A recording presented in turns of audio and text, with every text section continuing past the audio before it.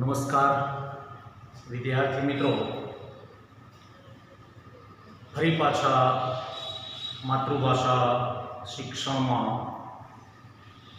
આપનું હૃદયપૂર્વક સ્વાગત છે। આજે આપણે ધોરણ 9 ના આગળના એક એકમ વિશે ચર્ચા કરવી છે। खूब सरस मजानो एकम कदाच अपना साहित्य में आ जे एकम आपणे शीखवा जई रह्या छीए ते एकमात्र हशे। पहला तो थोड़ी चर्चा एक सरस मजानी पंक्ति साथे के दीकरी जे मानु धावण न पामे, दीकरी जे मानु धावण न पामे पण दूधना सागर में पोताने शरू थतो पहेलो आयखू गुमावे। दीकरी जे मानु धावण न पामे पण दूधना सागर में पोतानु शरू थता पहला आयखू गुमावे। शू कहवा मांगे छे आपणे? प्राचीन समय आपणो रूढ़िचुस्त समाज के एक समय दीकरीना जन्मने अयोग्य गणवामां आवतुं। एनुं कारण तत्कालीन समयनी जे परिस्थिति है, रूढ़िचुस्त मानस धरावता लोकोना जे विचारो छे एना उपर आधारित हशे। पण एवुं कहेवातुं हतुं के प्राचीन समयमां दीकरीना जन्मनी साथे ज एने दूधमां डुबाडीने मारी नाखवामां आवती। એટલે અહીંયા કવિએ કહ્યું કે દીકરી જે માનું ધાવણ ન પામે પણ દૂધના સાગરમાં પોતાને શરૂ થતા પહેલા આયખું ગુમાવે। દૂધના સાગરમાં એટલે કથરોટમાં દૂધ ભરવામાં આવતું। કથરોટ એટલે શું? તો અત્યારે આપણા ઘરમાં જે રોટલી કે રોટલો બનાવવા માટેનો જે લોટ બાંધવા માટેની જે પેલી તાસ છે, એવી પ્રાચીન સમયમાં લાકડાની તાસ આવતી, એને કથરોટ કહેવામાં આવતી। એ કથરોટમાં ગાયનું દૂધ ભરવામાં આવે અને પેલી તાજી જન્મેલી જે દીકરી છે, ખાસ કરીને દીકરી, એને એમાં ડુબાડી રાખવામાં આવે। તરફડિયા મારીને પેલી દીકરી માનું ધાવણ પામે પહેલા દૂધના સાગરમાં મૃત્યુ પામતી। કેટલી ક્રૂરતા, કેટલી હિંસક વૃત્તિ! શું સ્ત્રી વિના આ સમાજ શક્ય છે? કદાચ એ સમયના રૂઢિચુસ્ત માનસ ધરાવતા व्यक्ति ने खबर नहोती। जो मित्रों पण हजू तो आपणो समाज आ दूध पीतीना कुरिवाजमांथी मुक्त मांड थयो छे। त्यां आजनो आपणो कॉम्प्यूटर युगनो शिक्षित समाज, कटाक्ष करूं छुं मित्रों, ध्यान राखजो, शिक्षित समाज कहीने आजना आ विकसित अने शिक्षित समाज पर कटाक्ष करवामां आवे छे के ए शिक्षित समाजे ए दूध पीती करवाना रिवाजने आजे कंईक नवुं नाम आप्युं छे ने एनुं नाम छे स्त्री भ्रूण हत्या। पेली दीकरी 9 मास पोतानी माताना गर्भमां उछरती तो हती। અત્યારનો शिक्षित समाज एना द्वारा करेली जे एना द्वारा शोधवामां आवेली जे कंई पण आ बधी सोनोग्राफीनी बाबतो छे ने आधारे माताना गर्भमां रहेला बाळकनुं लिंग जाणी लेवामां आवे ने एमां जो ए स्त्री लिंग होय तो एने माताना गर्भमां ज मारी नाखवामां आवे छे। शिक्षित समाजनी आ एक वरवी बाजू छे। पेला तो रूढ़िचुस्त मानस धरावता लोको हता, एमने बीजो कशो विचार करवानो ज नहोतो અને એ માટે એમની સામે એ વખતે કારણ હશે, આજે પણ કદાચ સમાજ માટે કોઈ કારણ હશે, પણ આ સ્ત્રી ભ્રૂણ હત્યા નામનો આ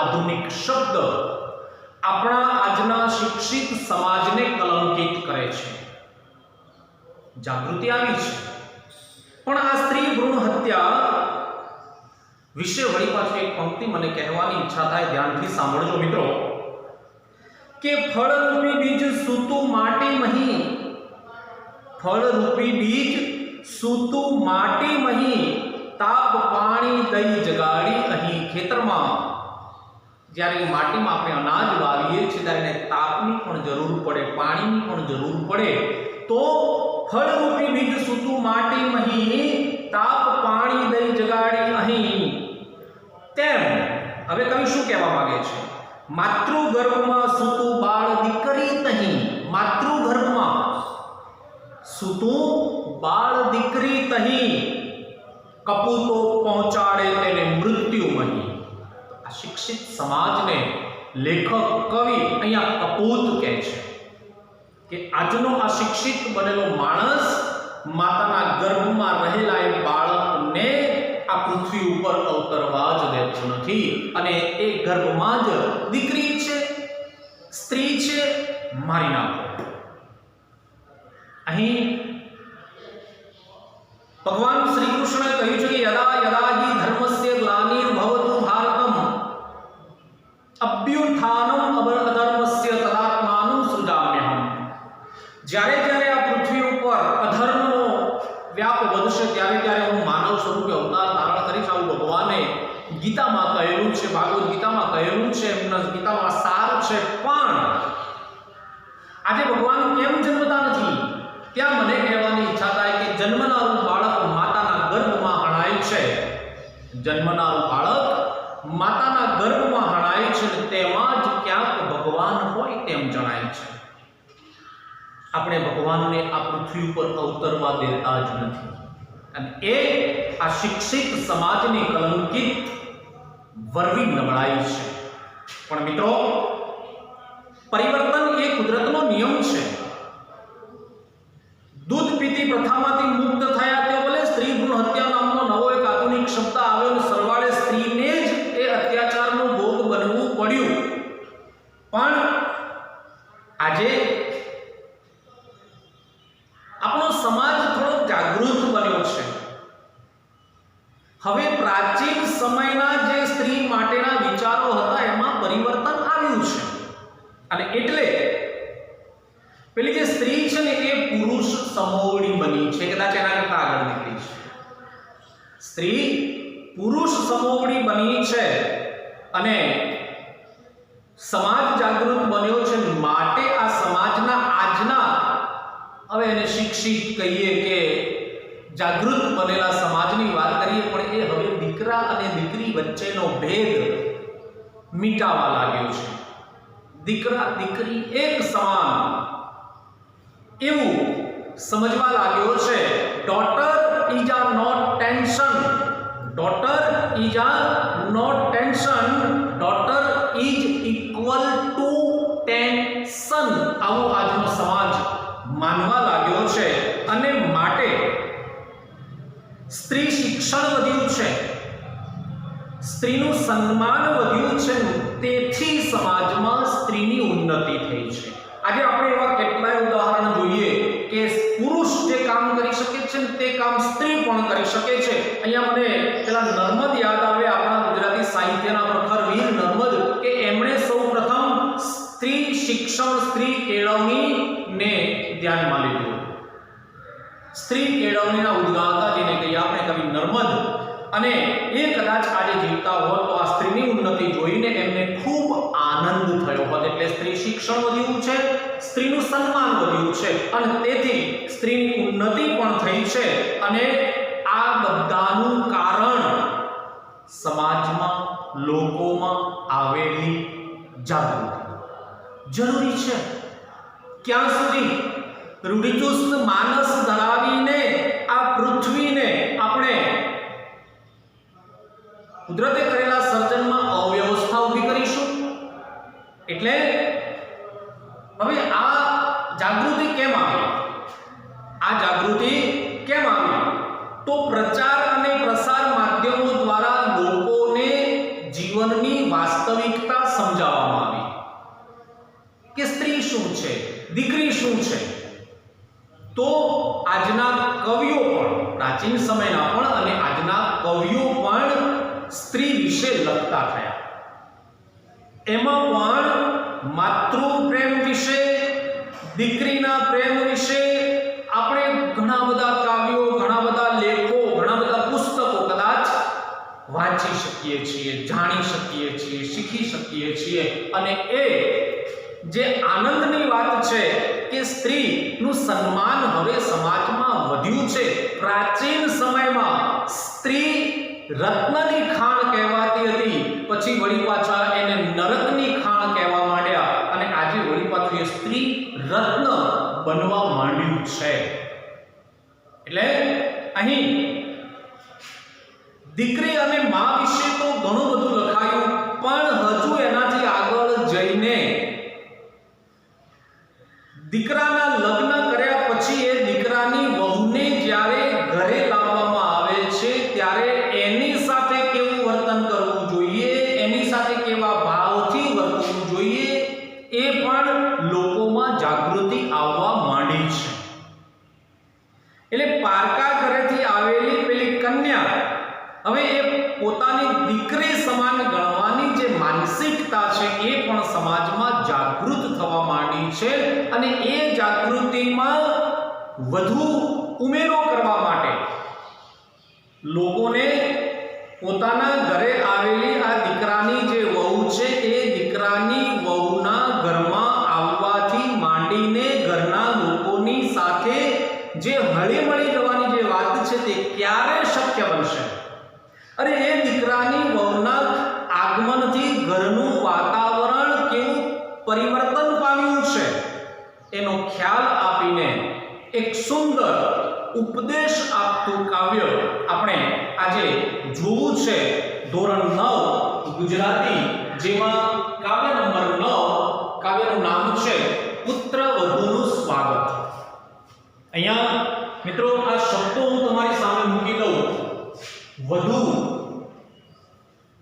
એટલે વહુ, અને આ રીતે તમે જ્યારે રસ્તો કરો છો વધુ ત્યારે વધારે એવો અર્થ થઈ જાય. એટલે જ્યારે પણ તમે આ બાબત લખો ત્યારે પુત્ર વધુ શબ્દ લખો ત્યારે એમાં નીચે દીર્ઘ ઉ જ થવું જોઈએ. અર્થભેદમાં આ બાબત પૂછાઈ શકે કે વધુ એટલે શું અને આ વધુ એટલે શું?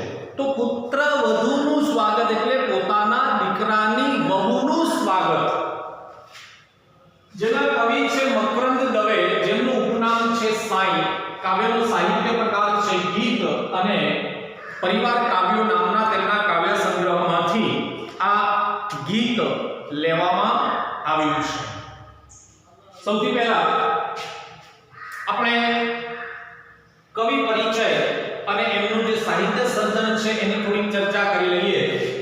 તો મકરંદ દવેનો જન્મ 13મી નવેમ્બર 1922 ના રોજ રાજકોટ જિલ્લાના ગાંડલમાં થયો હતો. ગાંડલના વતની હતા. સાઈ તેમનું ઉપનામ તકલ્લુસ છે, આઈએમપી છે, ધ્યાન રાખજો મિત્રો. પેલા જે જોડકા પૂછાય છે ને તેમાં. અને મહત્વની વાત એ છે કે આ સાઈ ઉપનામ એમને સ્વામી આનંદ નામના એક સંન્યાસી દ્વારા મળેલું છે. જો કે એ સ્વામી આનંદનું મૂળ નામ તો હિંમતલાલ રામચંદ્ર દવે છે, પણ જ્યારે એમણે સંન્યાસ ધારણ કર્યો ત્યારે એમણે પોતાનું નામ સ્વામી આનંદ રાખેલું હતું. અને તેઓ પણ આધ્યાત્મિક વિચારસરણી વાળા હતા, અને એમણે મકરંદ દવેને સાઈ એવું ઉપનામ આપ્યું હતું. કોઈ વ્યક્તિના એવા સદ્ગુણો જ્યારે આવા વિદ્વાન વ્યક્તિ જુએ ત્યારે એમને આવું શ્રેષ્ઠ ઉપનામ મળી શકે. તેથી આગળ જઈએ તો તેમના લગ્ન લેખિકા કુંદનિકા કાપડિયા સાથે થયા હતા. મિત્રો કદાચ તમે ગુજરાતીમાં શ્રેષ્ઠ નવલકથા 7 પગલા આકાશમાં નામ સાંભળ્યું છે. એના લેખિકા છે કુંદનિકા કાપડિયા. અને એ કુંદનિકા કાપડિયા સાથે મકરંદ દવેના લગ્ન થયા હતા. હવે કોઈ પણ વ્યક્તિના જીવનમાં એક ચોક્કસ દિશામાં આગળ વધવાનું કારણ શું બને છે એનો ખ્યાલ અહીં આપણે જોઈએ તો તેઓ પ્રારંભિક જીવનમાં જ આધ્યાત્મિક ગુરુ નાથાલાલ જોશીના સંપર્ક એમનામાં આધ્યાત્મિકતા કેમ આવી, એમનામાં સંસ્કાર વૃત્તિ કેમ આવી, એમને આજે આ વિચાર કેમ આવ્યો કે દીકરી વિશે મા વિશે તો ઘણું લખાયું, પણ એ દીકરી સ્વરૂપે પોતાના ઘરમાં આવેલી કોઈકની દીકરી પુત્રવધુ સ્વરૂપે આવે છે ત્યારે એની સાથે કેવું વર્તન કરવું, આ એ વ્યક્તિના અંદર ક્યાંક સંસ્કાર બીજ પડેલા હોય ને તેને આધારે શક્ય બને છે કે સંસ્કાર બીજ એમને તેમના આધ્યાત્મિક ગુરુ નાથાલાલ જોશીના સંપર્કમાં આવ્યા પછી મળ્યા હતા, અને એટલે કોઈ ગુરુ વ્યક્તિના જીવનમાં કેવું મોટું પરિવર્તન લાવી શકે છે એનો ખ્યાલ આપણે અહીંયા જોવા મળશે. તેમણે તેમની પત્ની સાથે ખૂબ ઉમદા કામ કર્યું છે. વલસાડ નજીક ધરમપુર ખાતે રહીને ત્યાં આદિવાસી કલ્યાણ અને આધ્યાત્મિક કેન્દ્ર તરીકે નંદીગ્રામની સ્થાપના કરી. જુઓ, ગાંડલના પત્ની રાજકોટ જિલ્લામાં જન્મેલો એ વલસાડ જિલ્લામાં પહોંચી જાય, દક્ષિણ ગુજરાતમાં પહોંચી જાય અને ધરમપુર જેવા એક નાનકડા ગામમાં રહે. ત્યાંના જે આદિવાસીઓ છે એ આદિવાસીઓના કલ્યાણ માટે, એ લોકોમાં આધ્યાત્મિકતાનું જે સ્તર વધે માટે નંદીગ્રામ નામની સંસ્થાની સ્થાપના કરીને પોતાનું જીવન બંને જણાએ ત્યાં જ વિતાવ્યું, એ આદિવાસી લોકોની વચ્ચે રહીને. અને એમના આદિવાસી લોકોના જીવનમાં એમણે જેને કહીએ પરિવર્તન લાવવાનું કામ કર્યું છે. એનું કારણ છે એ વ્યક્તિમાં રહેલા સદગુણો. બીજી એક વાત અહીંયા કવિના પરિચય વિશે, તેમણે કવિતાઓ ઉપરાંત ફિલસૂફી અને આધ્યાત્મિક વિષયો પર સંખ્યાબંધ પુસ્તકો લખ્યા છે. માત્ર કવિતાઓ, વાર્તાઓ, નાટકો જ નહીં, પણ ફિલસૂફી, તત્વજ્ઞાન જેને કહીએ આપણે, અને આધ્યાત્મિક વિષયો ઉપર પણ પુસ્તકો લખ્યા છે. તો આવા એક વિદ્વાન વ્યક્તિનું 30 જાન્યુઆરી 2005 ના રોજ નંદીગ્રામ વલસાડ ખાતે અવસાન થયું હતું. એટલે 13 નવેમ્બર 1922 ના રોજ જન્મેલા મકરંદ દવે નું અવસાન 30 જાન્યુઆરી 2005 ના રોજ થયું હતું. અને આ ગીત પરિવાર કાવ્યો નામનો એમનો જે કાવ્ય સંગ્રહ છે તેમાંથી લેવામાં આવ્યું છે. તો અહીં આપણે મકરંદ દવે વિશે થોડુંક જાણ્યું કે ક્યાં જન્મ થયો હતો, કોની સાથે લગ્ન થયા હતા, ઉપનામ શું હતું, કોણે આપ્યું હતું, નંદીગ્રામની સ્થાપના ક્યાં કરી હતી, કોને સાથે રહીને કરી હતી, શા માટે કરી હતી, કવિતાઓ ઉપરાંત શું શું લખ્યું છે, અને આ કાવ્ય શામાંથી લેવામાં આવ્યું છે. આવી અનેક બાબતો આપણે અહીંથી શીખ્યા. થોડા એમના સાહિત્ય શબ્દ વિશે, તો એમનો બાળ કાવ્ય સંગ્રહ છે ઝબુક વીજળી ઝબુક, બાળ નાટ્ય સંગ્રહ છે બે ભાઈ અને બીજો છે તાઈકો, આધ્યાત્મિક ચિંતનના પુસ્તકો છે યોગ પંથ અને અંતરવેદી. કાવ્ય સંગ્રહો તો ઘણા બધા છે, જેમાં તરણા, જયવેદી, ગોરજ, સૂરજમુખી, સંજ્ઞા, સંગની, પરિવાર કાવ્યો ઘણા.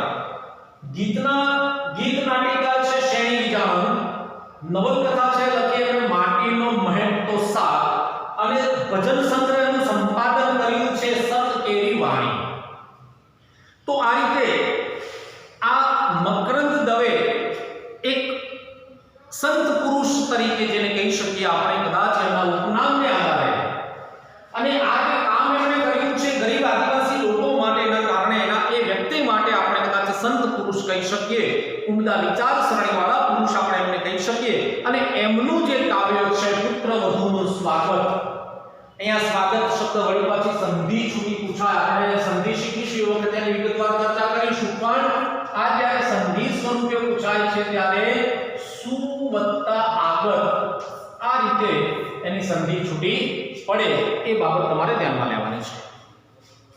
તો મિત્રો, કવિ પરિચય બાદ આપણે જે કવિતા શીખવી છે એનો ટૂંકો સાર, એમાં કવિ શું કહેવા માંગે છે એનું ટૂંકમાં આપણે જરા વર્ણન જોઈ લઈએ.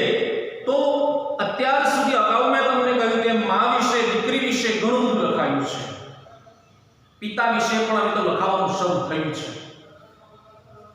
પણ કવિએ અહીંયા પોતાના દીકરાના લગ્ન કરીને જ્યારે પોતાના ઘરે આવે છે અને એ વખતે મહોલ્લાના ઝાંપે પેલી દીકરાની માં આ દીકરાને અને એની વહુનું સ્વાગત કરવા માટે જાય છે, પૂંખવા માટે જાય છે, જેને કહીએ આપણે. અને ત્યાં પેલું જે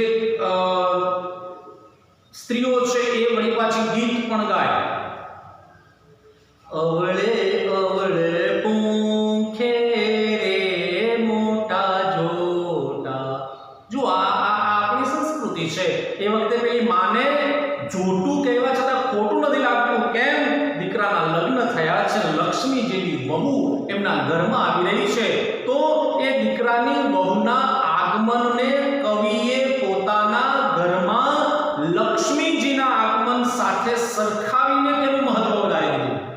કે આજનો સમાજ જો આ રીતે પોતાના દીકરાની વહુને લક્ષ્મી સ્વરૂપે પોતાના ઘરમાં આવકારે અને એનું મહત્વ વધારે, તો જે કલહ છે, કંકાસ છે, ઝઘડા છે ને, એ આપોઆપ મટી જાય. અને વિભક્ત કુટુંબો આપણા જે થવા લાગ્યા છે એ વળી પાછા સંયુક્ત કુટુંબો થઈ જાય. તો આપણી સંસ્કૃતિનું રક્ષણ કરવા માટે પણ આ દીકરાની વહુના આગમનને આપણે પોતાની દીકરી તરીકે સ્વીકારવું રહ્યું, એનું મહત્વ સમજવું રહ્યું. કેમ કે કોઈકના ઘરમાં જ્યારે દીકરીનો જન્મ થાય છે ત્યારે પહેલાના સમયથી કહેવામાં આવે છે કે લક્ષ્મીજી પધારે. તો એ જ લક્ષ્મી સ્વરૂપે જન્મ ધારણ કરેલી દીકરી જ્યારે લગ્ન કરીને પોતાની સાસરીમાં જાય છે ને, ત્યારે સાસરી પક્ષના માણસોએ પણ એને લક્ષ્મી સ્વરૂપે પોતાના ઘરમાં આવકારવામાં આવે, એનું સ્વાગત કરવામાં આવે. તો જે સંસારમાં જે સામાજિક અવ્યવસ્થા ઊભી થવાની જે એક બીક છે ને, એ ત્યાં જ મટી જાય. એટલે અહીંયા કવિ પુત્રવધુના સ્વાગતને લક્ષ્મી દેવીના સ્વાગત સાથે સરખાવે છે કે આપણા ઘરમાં સ્વયં લક્ષ્મી દેવી આવ્યા છે. અને એ લક્ષ્મી દેવી આવવાને કારણે 100 કમળની સુગંધ પોતાના ઘરમાં ફેલાઈ ગઈ છે. એટલે દીકરાના લગ્નનો ઉત્સવ તો હતો જ, પણ આજે લક્ષ્મી સ્વરૂપે પુત્રવધુ ઘરમાં આવી છે. તો કવિને એ લક્ષ્મી સ્વરૂપે આવેલી પુત્રવધુનું સ્વાગત કરતા પોતાના ઘરમાં ઉત્સવમાં વધારો થઈ ગયો છે. અને એટલે કવિએ એક પંક્તિ કાવ્યમાં વારંવાર મૂકી છે, ઓછવ મારે આંગણે, ઓછવ મારે આંગણે, ઓછવ મારે આંગણે. અહીંયા કવિ પુત્રવધુનું જીવનમાં મહત્વ કેટલું છે એનો ખ્યાલ આપે છે. તો એ પુત્રવધુ જ્યારે ઘરે આવે છે ને, ઘરે આવ્યા પછી ઘરની જે કવિના ઘરની જે દિવાલો છે, ભીંતો છે, તે શૂન્ય હતી. પણ એને જેવા એ ભીંતને પોતાના કોમળ હાથના આંગળા સ્પર્શ કર્યા, કંકુ થાપા પાડ્યા, ને એ વખતે એ ઘરની જે ભીંતો છે ને એ પણ શણગારાઈ ગઈ. કેવું પરિવર્તન આવ્યું કે સૂની પડેલી ભીંતો પણ હવે તો શણગારાઈ ગઈ છે. પુત્રવધુના આવવાથી નિર્જીવ વસ્તુમાં પણ પ્રાણ આવ્યો છે. અને આ નિર્જીવ વસ્તુમાં પ્રાણ પાથરનારી આ પુત્રવધુનું સ્વાગત કરવામાં કવિને આનંદ આવે છે. એટલે એમના ઉત્સવમાં બમણો વધારો થઈ ગયો છે. એવું ત્યાં કવિનું કહેવું છે.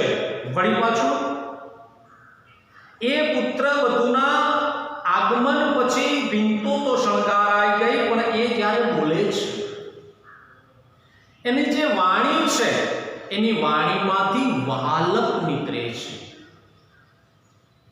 સ્નેહ નીકળે છે, કર્ણપ્રિય સ્વર છે એનો. અને એનો આ કર્ણપ્રિય સ્વર ઘરમાં ગુંજવાથી ઘરનું વાતાવરણ પણ એવું મીઠાશ ભર્યું ત્યાં બની જાય છે. એમ કહીને કવિ વળી પાછી એ પુત્રવધુનું જે મહત્વ છે એને વધારે સ્વીકારે છે. તો એ જ પુત્રવધુને ઘરની છાંયડી કહી છે, ઘરનું ઢાંકણ કહ્યું છે. અહીંયા ઘરનું છત્તર એટલે ઢાંકણ જેને કહીએ આપણે. અને એ આ ઘરની આબરૂને સાચવનારી છે. એના ઘરમાં આવવાથી ભીંતો શણગારાઈ જાય છે, 100 કમળની સુગંધ ફેલાઈ જાય છે, એનો અવાજ કુટુંબના સર્વે માણસોને પોતાના કરી લે છે. ત્યારે એ કુટુંબમાં આવ્યા પછી એ ઘરની આબરૂ સાચવવાનું પણ કામ કરે છે. કુટુંબની આબરૂ એ પોતાની આબરૂ સમજીને એ પોતાના કુટુંબની આબરૂ ન જાય એવું વર્તન એનું ત્યાં કવિને દેખાવા માંડે છે. અને એટલે એ ઘરના વાતાવરણને શીતળ બનાવે છે. એ ઘરના વાતાવરણને શાંતિ અર્પતી હોય એવો અનુભવ ત્યાં કવિને થાય છે અને એટલે કવિએ વળી પાછું ઘરની અગાશીનું ખુલ્લું આકાશ પણ કહી છે મિત્રો કે એ ઉદાર દિલવાળી છે, નાના પ્રત્યે વાલ વરસાવે છે, મોટાનું સન્માન કરે છે, ઘરના દુઃખ સાથે દુઃખી, ઘરના સુખ સાથે સુખી એમ કહીને પુત્ર વધુને ઘરની ખુલ્લી અગાશીનું આકાશ એટલે સન્માન, સ્વતંત્રતા અને સ્વીકાર આ ત્રણ બાબતો સ્ત્રીના જીવનમાં મળવા જરૂરી છે એ વાત પણ કવિએ અહીંયા મૂકી છે અને સાથે સાથે કવિએ એમ પણ કહ્યું છે કે આ જે કન્યા છે, જે પુત્ર વધુ છે એ તો બે કુળને ઉજાળનારી છે, પોતાના પિતાના કુળને તો ઉજાળે છે પણ લગ્ન કરીને સાસરીમાં આવ્યા પછી પોતાના પતિના કુટુંબને પણ ઉજાળે છે, રોશન કરે છે, એનું રક્ષણ કરે છે અને એમ કહીને એ જ્યારે પુત્રવધુ બનીને ઘરે આવે છે ને ત્યારે પતિ અને એના સ્વજનોના હૈયામાં એક પ્રકારનો હાશકારો થાય છે કે અમારા ઘરમાં ખરેખર સાચા અર્થમાં લક્ષ્મીજી પધાર્યા છે અને એ લક્ષ્મીજીનું આગમન થતા ઘરના વાતાવરણમાં ઉત્સવ જાણે કે બેવડાઈ ગયો છે અને ત્યાં આ પુત્રવધુ બે કુળને ઉજાળનારી કેવી રીતે બને છે એનો ખ્યાલ આપીને અહીંયા મને એક પંક્તિ યાદ આવે કે મોહાંધ આ દુનિયા પુત્ર મહી, આજે પણ ભલે સમાજ જાગૃત થયો પણ હજુ દીકરાના જન્મ અંગેનો મોહ હજુ ગયો નથી. મોહાંધ આ દુનિયા પુત્ર મહી, ન સમજે મૂલ્ય પુત્રી તણુ અહીં. પુત્રીનું મૂલ્ય હજુ પણ સમાજ સમજતો નથી. પુત્ર સુપુત્ર થાય કુળ એક તારે, પુત્ર કદાચ સુપુત્ર હોય તો એક જ કુળ તારે, પણ કન્યા સુકન્યા થાય કુળ બે તારે. પણ જો આ દીકરી પુત્રી સુપુત્રી થાય ને તો પિતાનું અને પતિના કુટુંબનું એમ બે કુટુંબનું કુળ તારે છે, ઉજાળે છે, રોશન કરે છે. તો અહીં મહત્વની વાત ત્યાં આવે છે, કવિ આપણને જીવનની મૂળ વાસ્તવિકતા સમજાવીને ઉપદેશ આપવા માંગે છે કે ઘરમાં જ્યારે દીકરીનો જન્મ થાય છે ત્યારે જો આપણે એને લક્ષ્મીનો અવતાર કહીએ છીએ ને તો જ્યારે દીકરાના લગ્ન કર્યા પછી લક્ષ્મી અવતાર સ્વરૂપે જન્મેલી દીકરી પોતાના ઘરમાં દીકરાની વહુ તરીકે આવે છે ત્યારે એને પણ લક્ષ્મીના આગમન સાથે સરખાવો. જો પછી તમારા ઘરનું વાતાવરણ કેવું સુંદર બની જાય છે તેનો ખ્યાલ આ કાવ્યમાં કવિ ખૂબ સુંદર રીતે સરળ ભાષામાં આપણને સમજાવવાનો પ્રયત્ન કરે છે. આપણે આ કાવ્યને વિગતવાર હવે પછીના તાસમાં સમજીશું ત્યારે જે જુદી જુદી ઉપમાઓ કવિએ આપી છે, કેવી રીતે બે કુળને તારનારી કહી છે, કેવી રીતે એ ઘરમાં આવ્યા પછી ઘરનું પરિવર્તન આવી જાય છે, આ બધી ચર્ચા આપણે વિગતવાર હવે પછીના તાસમાં કરીશું.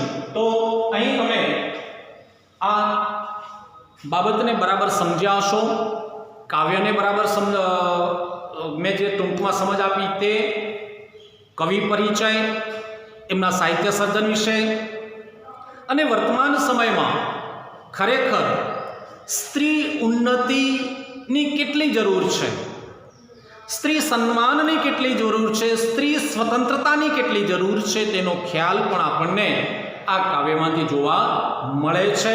ખૂબ મહત્વનું એક વિરલ એટલે દુર્લભ, ખૂબ ઓછા કાવ્યો આપણને આવા જોવા મળશે કે જીવનની વાસ્તવિકતા આપણને સમજાવે છે કે ઘરમાં કંકાશ કલહ દૂર ક્યારે થાય, સાસુ અને વહુ ના શિંગડા ક્યારે ન ભરાય, બંને વચ્ચે ઝઘડા ક્યારે ન થાય. જ્યારે એ સાસુ વહુને દીકરી સમજે ને એ દીકરી સાસુને પોતાની માં સમજે, પણ બંને પક્ષે જો સંસ્કારો હોય, બંને પક્ષે જો આ વિચારસરણી હોય તો સાચા અર્થમાં જે પુત્ર વધુ છે એ લગ્ન કર્યા પછી સાસરે આવે છે ત્યારે એ સાચા અર્થમાં દીકરી બનીને રહે છે, સુકન્યા બનીને રહે છે અને બે કુળને ઉજાળનારી બને છે.